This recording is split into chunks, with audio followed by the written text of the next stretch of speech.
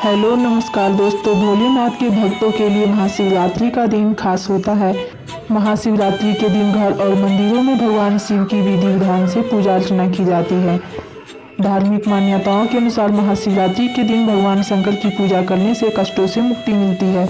यदि आप भी भगवान शिव की पूरी कृपा फल प्राप्ति चाहते हैं तो इस कथा को पूरा जरूर सुनें और इस वीडियो को पूरा जरूर देखें। महादेव के आशीर्वाद से मनोकामनाएं पूर्ण होती है। मान्यता है कि महाशिवरात्रि के दिन माता पार्वती की पूजा करने से भगवान शंकर प्रसन्न होते हैं। कहा जाता है कि महाशिवरात्रि व्रत का विशेष महत्व होता है। इस दिन शिव पुराण में वर्णित महाशिवरात्रि व्रत का पाठ या श्रवण करने से पूजा का फल कई गुना मिलने की मान्यता है। कथा का कई गुना फल प्राप्त करने के लिए इस वीडियो को पूरा जरूर देखिए बिना स्किप किए हुए। शिव पुराण के अनुसार प्राचीन काल में चित्रभानु नामक एक शिकारी था। जानवरों की हत्या करके वह अपने परिवार को पालता था। वह एक साहूकार का कर्जदार था, लेकिन उसे ऋण समय पर न चुका सका। क्रोधित साहूकार ने शिकारी को शिव मठ में बंदी बना लिया। संयोग से उस दिन शिवरात्रि थी।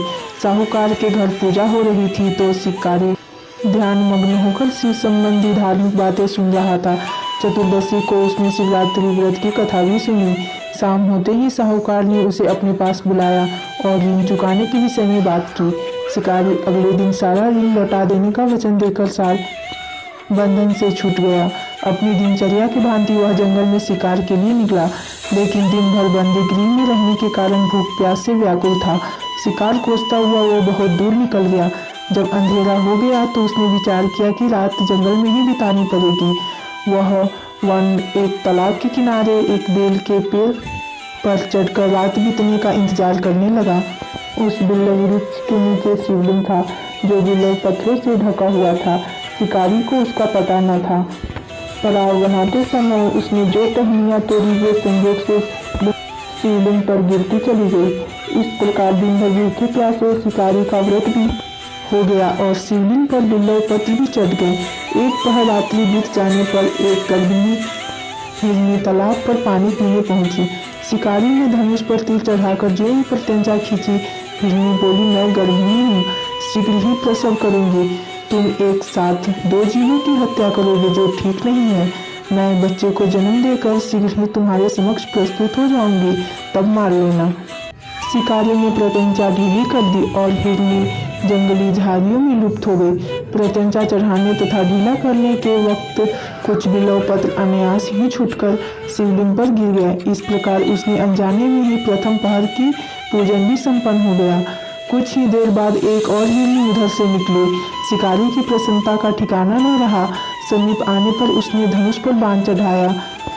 तब उसे देखकर हिरनी ने विनम्रतापूर्वक निवेदन किया, हे शिकारी, मैं थोड़ी देर पहले ऋतु से निवृत्त हुई हूँ, कामातुर में रही हूँ, अपने प्रिय की खोज में भटक रही हूँ। मैं अपने पति से मिलकर शीघ्र ही तुम्हारे पास आ जाऊंगी। शिकारी ने उसे भी जाने दिया। 2 बार शिकार को खोकर अब उसका माथा ठनका। वह चिंता में पड़ गया। रात्रि का आखिरी प्रहर बीत गया था।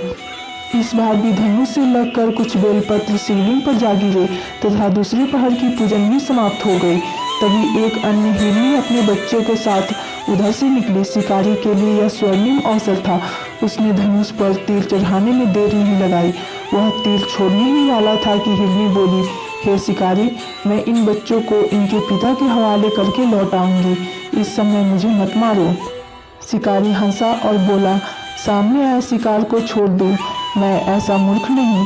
इससे पहले मैं 2 बार अपना शिकार खो चुका हूँ। मेरे बच्चे भूख प्यास से व्यग्र हो रहे होंगे। उत्तर में हिरनी ने फिर कहा, जैसे तुम्हें अपने बच्चों की ममता सता रही, ठीक वैसे ही मुझे भी। हे शिकारी, मेरा विश्वास करो, मैं इन्हें पिता के पास छोड़कर तुरंत लौटने की प्रतिज्ञा करती हूँ। हिरनी का दीन स्वर सुनकर शिकारी को उस पर दया आ गई। उसने उस मृगी को भी जाने दिया। शिकार के अभाव में तथा भूख प्यास से व्याकुल शिकारी अनजाने में ही बेल वृक्ष पर बैठा बेलपत्र तोड़कर नीचे फेंकता जा रहा था। पांव फटने की हुई तो एक हष्ट-पुष्ट मृग उसी रास्ते पर आया। शिकारी ने सोच लिया कि इसका शिकार वह अवश्य करेगा। शिकारी को तनी प्रत्यंचा देखकर मृग विनीत स्वर में बोला, हे शिकारी, यदि तुमने मुझ पर पूर्व आने वाली 3 मृगियों तथा छोटे छोटे बच्चे को मार डाला है तो मुझे भी मारने में विलम्ब न करो। यदि तुमने मुझसे पूर्व आने वाली 3 मृगियों तथा छोटे छोटे बच्चों को मार डाला है तो मुझे भी मारने में विलम्ब न करो, ताकि मुझे उनके वियोग में एक क्षण भी दुख न सहना पड़े। मैं उन हिरनियों का पति हूँ। यदि तुमने उन्हें जीवन दान दिया है तो मुझे भी कुछ क्षण का जीवन दान देने की कृपा करो। मैं उनसे मिलकर तुम्हारे समक्ष उपस्थित हो जाऊंगा। मृग की बात सुनते ही शिकारी के सामने पूरी रात का घटना चक्र घूम गया। उसने सारी कथा मृग को सुना दी। तब मृग ने कहा, मेरी तीनों पत्नियां जिस प्रकार प्रतिज्ञाबद्ध होकर गई है, मेरी मृत्यु से अपने धर्म का पालन नहीं कर पाएगी। अतः जैसे तुमने उन्हें विश्वास पात्र मानकर छोड़ा है, वैसे ही मुझे भी जाने दो। मैं उन सबके साथ तुम्हारे सामने शीघ्र ही उपस्थित होता हूँ। शिकारी ने उसे भी जाने दिया। इस प्रकार प्रातः हो गई। उपवास, रात्रि जागरण तथा शिवलिंग पर बेलपत्र चढ़ने से अनजाने में ही पर शिवरात्रि की पूजा पूर्ण हो गई। पर अनजाने में की ही पूजा का परिणाम उसे तत्काल मिला।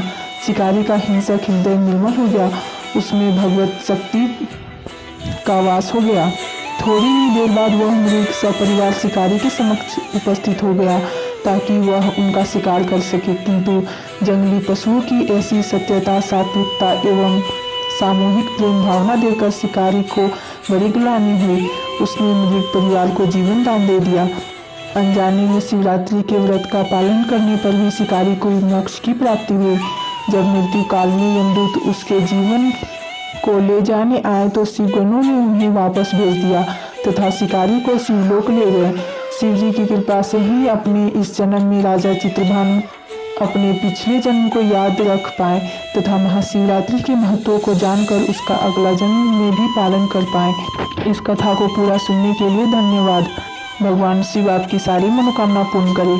इस तरह की और भी धार्मिक और पौराणिक कथाएं सुनने के लिए हमारे चैनल को सब्सक्राइब